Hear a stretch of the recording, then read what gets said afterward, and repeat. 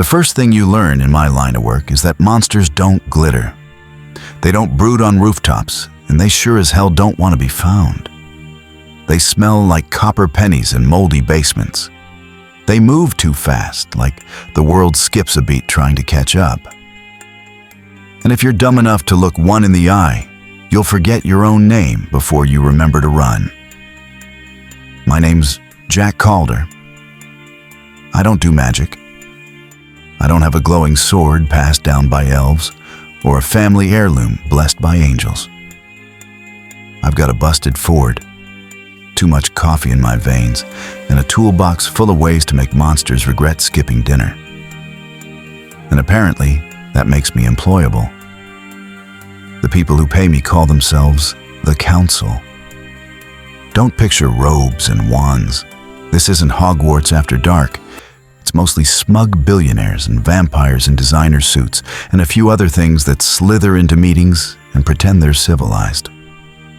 Their one job: keep the supernatural hidden. They've got rules for their kind. Don't kill. Don't make a mess. Don't show up on YouTube. Step out of line, they send someone like me. And this week, they'd handed me a name: Marcus Vale. Vale wasn't some starving fledgling in a basement. He used to be one of the council's poster boys. Slick hair, $1,000 suits, charm dialed up to 11. The kind of vampire who shook hands with mayors and made bankers forget to check their bank accounts. But lately, Vale had gone feral. 3 bodies in 2 weeks. Throats shredded, hearts missing. The council couldn't cover it anymore. And here's the part that made my life difficult. They didn't want him dead. They wanted him alive. Alive, in vampire terms, usually means me dead. I was parked outside a 24-hour diner on the edge of Ashford, Ohio, staring into a cup of coffee so burnt it should have come with a side of apology. Ashford's one of those towns you drive through without noticing. Population 20,000, give or take. Used to run on steel mills, now it runs on liquor stores and pawn shops. At night, it feels like the last outpost before the end of the world. Perfect place for a vampire to go feral. Nobody looks too hard at shadows here. The neon sign above the diner buzzed like it was dying, too. I lit a cigarette and tried not to think about how much I hated alive jobs. That's when Clara walked in. She went by C, just C. Don't ask me why. Council handler, all business, mid-30s with a wardrobe of gray and black. She slid into the booth across from me without asking. "Vale hit again," she said, voice flat as a tax form. She dropped a manila folder on the table. I flipped it open. Crime scene photos. Young woman, late 20s maybe. Neck torn open, chest cavity hollow. She'd been alive before he tore in. You could see it in her eyes. I shut the folder. Downtown? Mill District. Police think it's an animal attack. Right, I muttered, because Ohio's crawling with wild jaguars. C didn't smile. She never did. The council wants him breathing. Yeah, you said that? I tapped ash into the cup.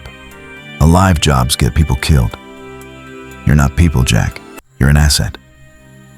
That one stung, but I didn't give her the satisfaction. You want him in a box? I'll put him in a box. But if he takes my head off in the process, you don't get to file a complaint. Understood. She stood, coat flaring. Just get it done. And just like that, I was alone again. Just me, the coffee, and a manila folder that smelled like death. The Mill District was the kind of place where even the streetlights gave up. Factories hollowed out, windows smashed, weeds growing through the concrete like nature was reclaiming the mess humans left behind. Vale had been here. I could smell it. Blood, coppery and sharp, mixed with mildew and something oily that clung to my throat. I followed the trail into an old warehouse. Inside, The dark was so heavy it felt alive. My flashlight beam cut across rusted machines and broken glass. On one steel beam, I found claw marks, deep gouges carved in like butter. Vale was strong, stronger than most. Then I heard it. A laugh. Not echoing, not distant. Right behind me. I spun, gun out, lights sweeping the corners. Nothing. But I knew better.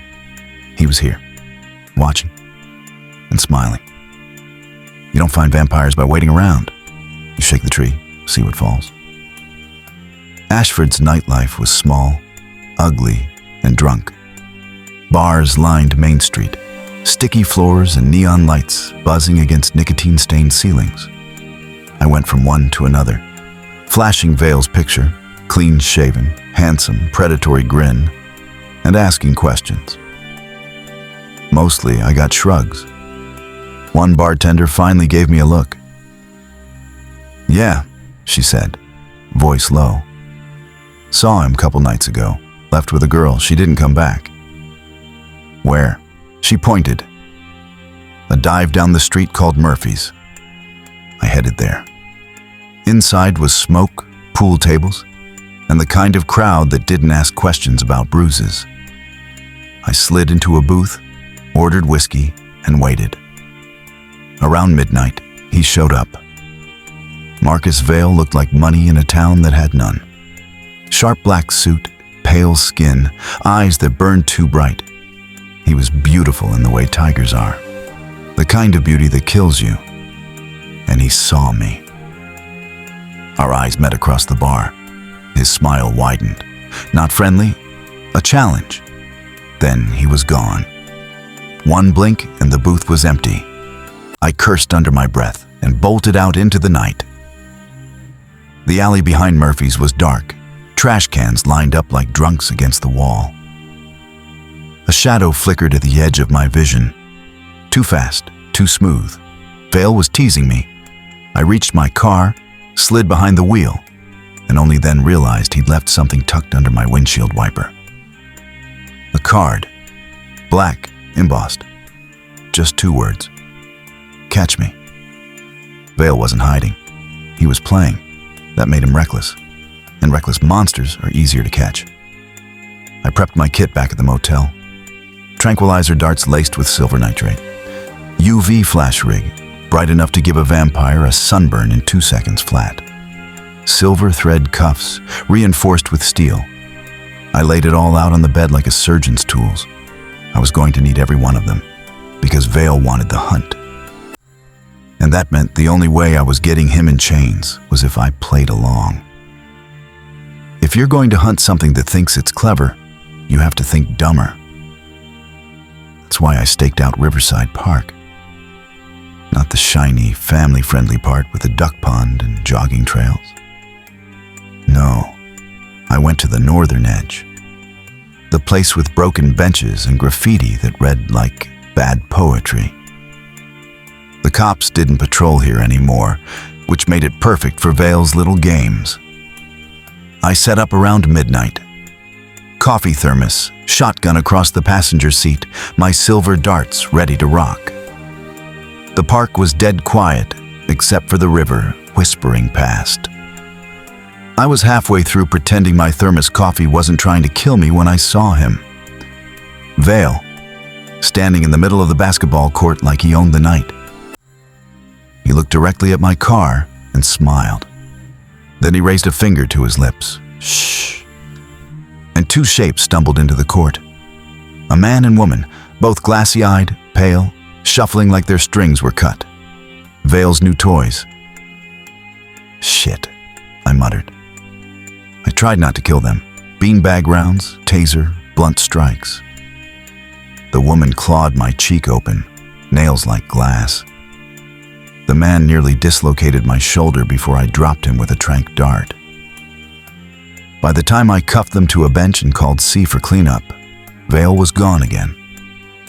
But not before scratching 2 words into the pavement with his nails. Try harder. If you're ever bored, don't check out Ashford's abandoned asylum. Unless, of course, you like your boredom flavored with tetanus and ghosts. The place shut down 30 years ago, but the walls still smelled like bleach and screams. Teenagers dared each other to spend the night here. Most didn't make it past the front steps. Vale made it his new playground. I knew because Clara called me the next night. 3 junkies dead, same signature, asylum basement. I sighed. Of course it's the basement. Monsters love basements. Basements, attics, crawl spaces. They've got a real estate fetish. I grabbed my kit and headed out. Inside, the asylum was a graveyard of wheelchairs and rotting mattresses. My boots echoed through the halls like I was announcing myself, which of course I was. Vale wanted me here. Fine, I'd oblige. The basement stairs groaned under my weight. My flashlight beam caught symbols scrawled on the wall in blood, circles, runes. Nothing magical. Vale wasn't a wizard, just theatrics. And in the middle of the room, Vale sat in an old chair, sipping from a crystal glass like it was wine night. Except it wasn't wine. He looked up at me, eyes burning silver. Jack Calder, the council's favorite bloodhound. Bloodhound? I snorted. Cute. But bloodhounds usually get treats. He smiled. Then why do they keep sending you to die? I kept the gun low but ready. Council says you're out of line. I'm here to put you back in it. He tilted his head, studying me. Do you even know who makes those lines? Or why? The council doesn't want peace. They want control. And men like you... He pointed the glass at me like a toast. Keep their leash tight. Nice speech, I said. Practice that in front of a mirror? Or do you just talk to corpses? His smile didn't waver. You think I'm the monster, but I'm just the messenger. You're working for the real monsters. I didn't get to answer, because then he was gone. Just gone. The glass fell and shattered on the floor. And the next second, his fist connected with my ribs hard enough to make me see stars. 3 days later, I caught the trail again. Vale was circling me, taunting, but every predator gets sloppy. He fed at a nightclub called the Iron Works, a converted factory where the music was loud enough to cover screams. I came loaded for war. The club pulsed with bass, bodies sweating and grinding in the dark. I moved through the crowd, my eyes locked on the balcony. Vale stood there, sharp suit, drink in hand, watching me like a cat watching a mouse. I didn't wait for an invitation. I stormed upstairs, shouldered past bouncers who looked like they were part-time werewolves, and kicked the balcony door open. Vale clapped. Finally, a hunter with style. Yeah, I said, raising the gun, and the punchline's gonna kill. The fight exploded fast. He blurred, 1 second across the room, the next in my face. His hand closed around my throat like steel, lifted me clean off the ground. I jammed the UV flash rig against his face and hit the trigger. The burst of light filled the room like a miniature sun. Vale screamed, dropping me, his skin smoking. I rolled, coughing, ribs screaming, and fired 2 silver darts into his chest. He staggered, but didn't fall. Too strong. Do you know what they'll do to me if you bring me in? He hissed, eyes blazing. They'll burn me slow, and then they'll come for you. Yeah, well, I wheezed. I don't get dental either. We all got problems. He roared and charged. The next 5 minutes were the kind of fight you don't forget. He tossed me through a table. I smashed a chair over his back. He clawed my arm open, blood spraying. I jammed a silver-lined garrote around his neck and hung on like my life depended on it, which it did. Finally, with every ounce of strength left, I snapped the cuffs on his wrists and kicked him to the ground. Vale lay there, chest heaving, smoke rising from his skin. He looked up at me, and for the first time, he didn't smile. dog," he whispered. "One day you'll see the leash." I didn't answer. I was too busy trying not to pass out. Clara met me in the alley behind the club, black SUV idling. I dragged Vale out, cuffed and bleeding, but still alive. Her people swarmed him, shoved him into the van. "You did well," she said. "Yeah," I muttered, lighting a cigarette with shaking hands. "I feel fantastic. Want to grab a drink? Maybe a tetanus shot?" She ignored me. "The council will be pleased." "Good for them. Send me a fruit basket."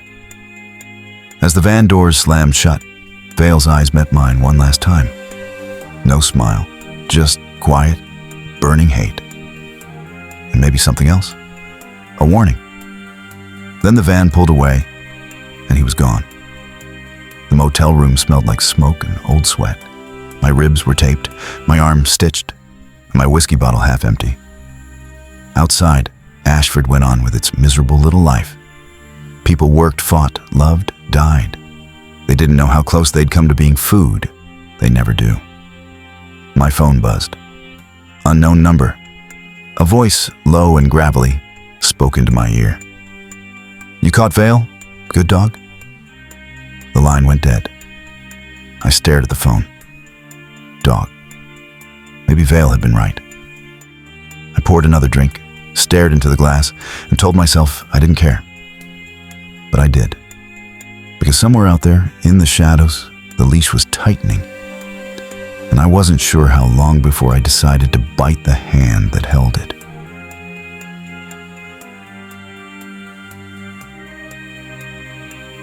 This has been Story 1 of the Jack Calder Monster Hunter series. Subscribe for more stories that are sure to come in the future. Thanks for watching.